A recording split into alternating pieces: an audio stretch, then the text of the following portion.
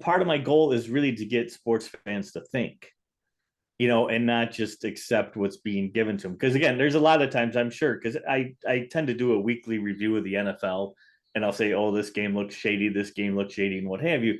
And I don't think all those games are necessarily fixed or manipulated, but I think it's something that if you don't look at it with a skeptical eye, then you'll never see it at all. So it's, I may list, 100 games that I think were shady, but in reality, even if just one was fixed, if just one out of the 100 was actually manipulated by the league, well, that's enough to destroy their integrity and prove my entire point. So sometimes, you have to throw enough stuff against the wall to see what sticks. But I mean, in my books, what I really try to do is present the evidence as clearly and as concisely and as factually based as I could. And basically, have show like, point A is true, point B is true, point C is true. Well, doesn't that then equate to point D, which is what I'm trying to make? So I try to lay out the evidence as clearly as I can in those situations because, yeah, I don't want to be just seen as some sort of crazy conspiracy theorist because that's what I don't think I am. But what I think I am is I'm skeptical of the leagues, and I'm not going to buy what the leagues are selling me because they're out to make money.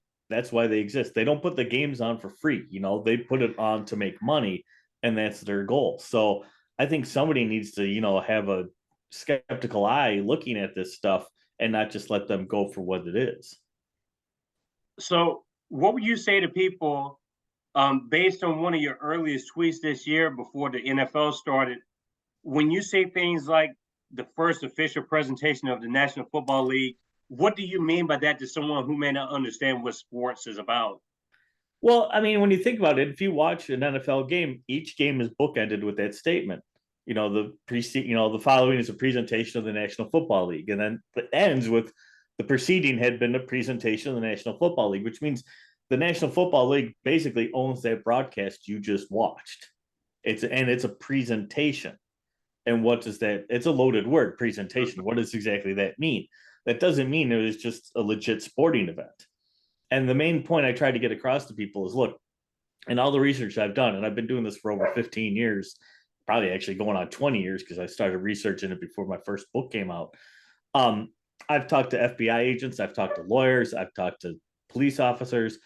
There is no law that exists that prevents a league like the NFL from fixing the outcome or manipulating the outcome of one of its own games. So because they completely own it and control it, if they want to make sure like the Patriots win this game and the Bears lose this game, they can do it. They can do it legally, and you as a fan have no recourse.